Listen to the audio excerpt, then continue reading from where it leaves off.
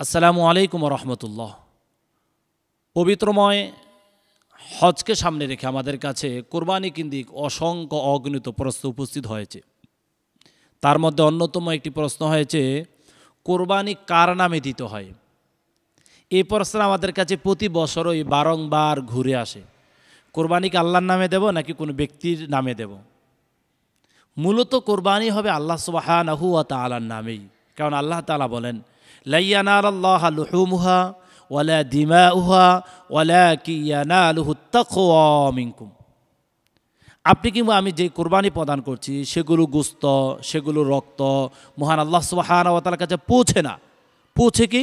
ওয়ালাকিন ইয়ানালুহুত তাকওয়া, শুধুমাত্র তাকওয়া পৌঁছে। আল্লাহর প্রতি আপনি কতটুকু প্রেমময়, আল্লাহ তাআলার প্রতি কতটুকু আপনার আস্থা এবং বিশ্বাস, শুধু ততটুকুই পৌঁছে। তাহলে কোরবানি কোনো ব্যক্তির নামে না হয়ে মূলত কোরবানি হবে আল্লাহ সুবহানাহু ওয়া তাআলার নামে।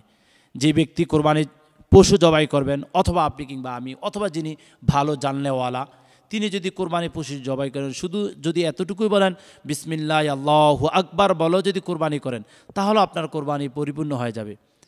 ব্যক্তির নামেই কোরবানি দিতে হবে বিষয়টা এরকম নয়। ব্যক্তির পরও কিন্তু মূলত আমরা কোরবানি দিচ্ছি আল্লাহর নামে। এখানে বলছে আমার পক্ষ থেকে কোরবানি, আমার বাবার পক্ষ থেকে কোরবানি, আব্দুর রহমানের পক্ষ থেকে কোরবানি, আব্দুল সাত্তারের পক্ষ থেকে কোরবানি, এভাবে বলা যেতে পারে। কিন্তু মূলতই কোরবানিটা হচ্ছে আল্লাহ সুবহানাহু ওয়া তাআলার নামে। আল্লাহ সুবহানাহু ওয়া তাআলা আমাদের সবাইকে কোরবানির প্রকৃত বিধিবিধানগুলো জেনে শুনে বুঝে আমল করার তৌফিক দান করুক। আর এই কোরবানির মাধ্যমে আল্লাহ তাআলা পরকালে নাজাতের একটি ব্যবস্থা করে দিক। আল্লাহুম্মা আমিন।